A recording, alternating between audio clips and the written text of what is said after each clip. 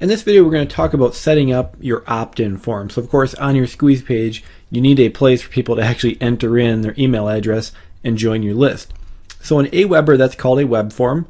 So you just click on the web form icon up there, and then we can simply click on create a new web form. Now with Aweber, they have a lot of different templates. I personally like to use something as clean and basically blank as I can. So in Aweber, I'll usually go to popular and just choose the basic template, and then we'll load that. I want as little stuff cluttering up the opt-in form as possible, so I get rid of the footer. I get rid of the little Aweber link there. You can leave the we respect your email privacy. I usually get rid of that as well, just to get less stuff on there. I will also delete the header. And then in most cases, I'll actually delete the name as well. I like to have just a straight email address. Make it as easy for people to opt in as possible.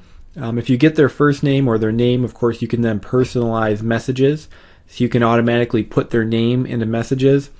I've seen a decreasing effectiveness of that with personalizing messages. So in most cases now, I will actually delete the name as well and just simply ask for an email, because again, I want it to be as simple as possible.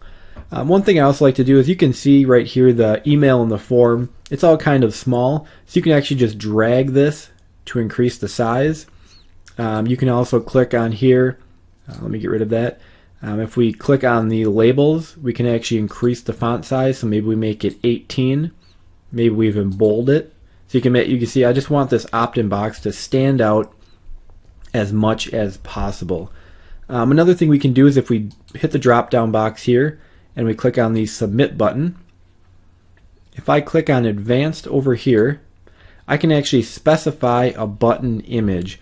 So if we look back at the example I had shown you, there's a custom button here, and that's just simply by going in here and uploading my own custom button. So you just find a nice little button, upload it to your hosting account. You can pop it in here, and then it'll actually change the plain submit button to something a little more effective and attention grabbing. You can also click on edit, and I can change this, so I can say send my free report,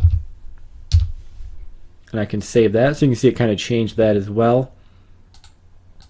And really, that's about all there is to it. There's not a lot you need to do. Again, I like to just make it as simple as possible. So I have the email. I like to make that a little bigger to make it stand out. If you're not going to use a custom button, at least put something a little more enticing on the button there. And then we just simply save the web form. And from there, we can go to the settings.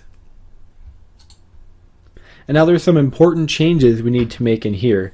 So the first off, we have the thank you page. So this is where they're going to be sent right after they put in their email address. So if you're using a one-time offer or some sort of offer that you're going to sell them, it's critically important that you go to custom page, and then of course you want to enter in the address of your offer page. So wherever you set up that page to sell them something, you want to make certain that it is in there. We also have an already subscribed page, so if somebody comes to your squeeze page for a second time and they enter in the same email address, what the basic version will do is Aweber will just have a message saying, oh, you're already subscribed.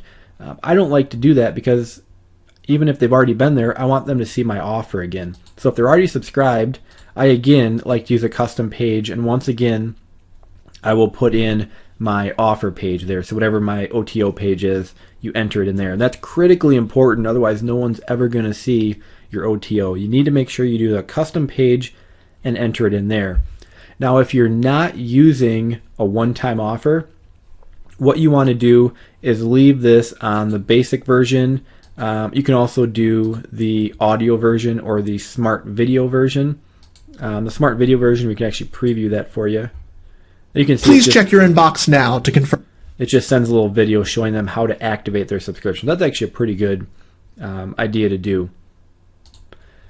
So again, if you're not using a one-time offer, you want to make sure you just send them to the basic video or the audio page. because you don't want to send them directly to your download page, because you want to make sure they confirm their email address before they get your freebie. So it's critically important, in my opinion, to, if you're not using a one-time offer, you're sending them directly to a download page to get their free report, don't put that in here. Make sure they go and confirm their email address. Then you remember when we set up the list, the confirmation page after they confirm will be that page. So that's really all there is to setting that up. Then you just simply publish it. Let me save that. You click on I will install my form, and then just copy this little chunk of code, put it on your squeeze page, re-upload it to your site, and your squeeze page should be ready to go, and everything is set up. So in the next videos we'll talk about adding some follow-up messages, sending broadcast messages, and then of course most importantly, how to start driving traffic to your squeeze page.